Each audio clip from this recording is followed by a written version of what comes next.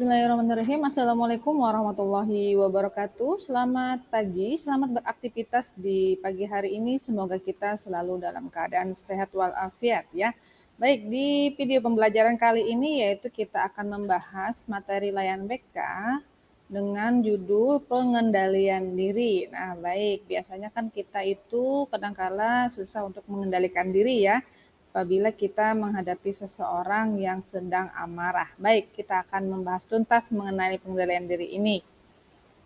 Ya, pengertian dari pengendalian diri adalah merupakan sikap, tindakan, atau perilaku seseorang secara sadar, baik direncanakan atau tidak untuk mematuhi nilai dan norma sosial yang berlaku.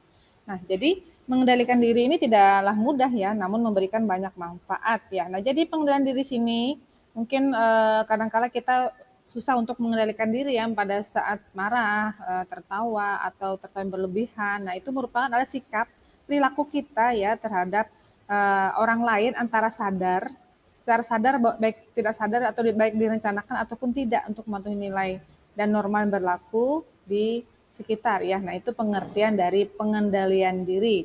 Nah, selanjutnya, nah di sini kita akan membahas tuntas ya sebenarnya bagaimana sih caranya kita untuk agar bisa mampu untuk mengendalikan diri kita sendiri di tengah orang banyak, di kelas, di masyarakat ataupun di tempat lingkungan sosial sekitarnya ya. Nah, yang pertama itu caranya mengendalikan diri dengan menggunakan prinsip kemoralan. Kemoralan ini bisa dikatakan seperti moral, sikap tingkah laku, ucapan maupun menjaga diri, pola pikir, pikiran negatif terhadap apapun yang dihadapi. Ini cara yang pertama. Jadi kita menggunakan diri prinsip kemoralan. Kemoralan itu bisa dikatakan dengan norma ya.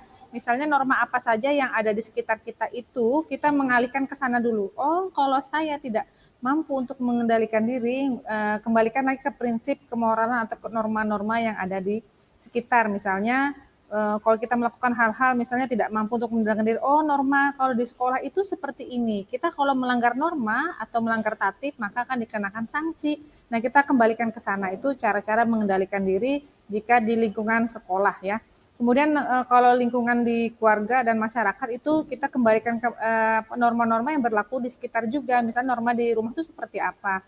Kalau saya melakukan tidak mampu untuk mengendalikan diri di rumah, apa yang akan dilakukan oleh orang tua kita? Mungkin kita akan kena marah, kemudian kena tegur ya, itu kalau di rumah. Nah, kalau di masyarakat, norma-norma yang berlaku di masyarakat itu sangat luas ya, bisa dilihat sendiri. Kalau kalian melakukan hal-hal tidak mampu untuk mengendalikan diri di lingkungan, itu biasanya yang akan berperan penting yaitu orang-orang di sekitar, bisa juga tetangga, mungkin RT RW di sekitarnya, ya itu kita menggunakan prinsip kemoralan tadi ya.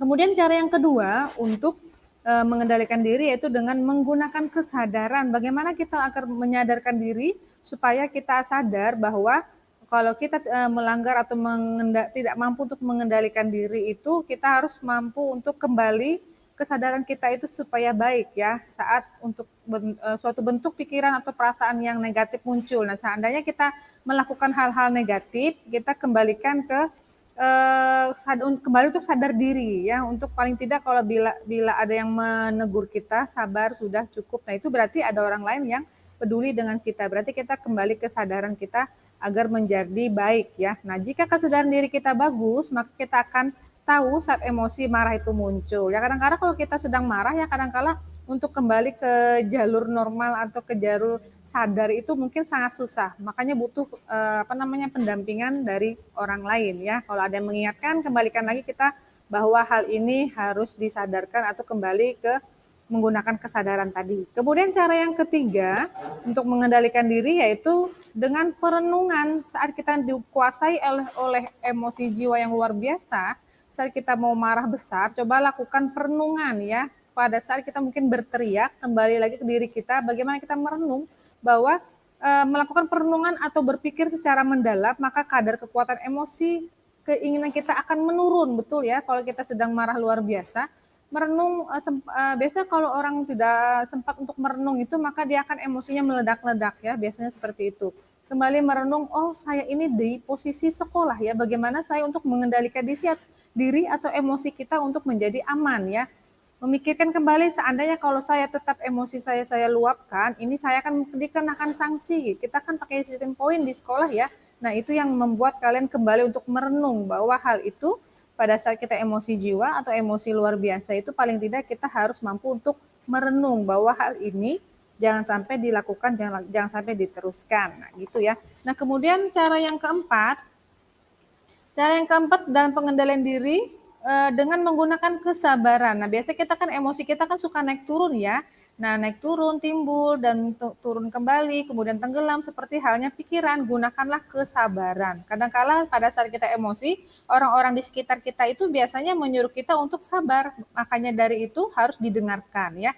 Tunggu sampai emosi ini surut, baru berpikir untuk menentukan tanggapan yang bijaksana dan tanggung jawab. Nah, jadi kalau memang kita tidak mampu untuk mengendalikan diri, kembali ke bentuk kesabaran kita ya, sabar dulu, jangan sampai kita emosi meledak-ledak. Nah, setelah kita mulai sabar, berpikir jernih untuk menentukan tanggapan yang bijaksana dan bertanggung jawab tadi, apa yang harus kita lakukan ya, itu cara yang keempat dalam mengendalikan diri. Kemudian cara yang kelima, menyibukkan diri dengan pikiran atau aktivitas yang positif ya. Kalau kita sedang tidak mampu untuk mengendalikan diri, kita kembalikan ke pola pikir kita. Carilah aktivitas-aktivitas yang positif, misalnya mengikuti ekskul, belajar, membaca buku, mendengarkan musik, atau melakukan hobi lainnya seperti menonton. Nah, itu akan mengurangi dari bagaimana kita untuk mampu untuk mengendalikan diri. Makanya alihkanlah ke hal-hal yang positif, misalnya ekskul olahraga, bermain basket, voli, main bola, itu akan mengalihkan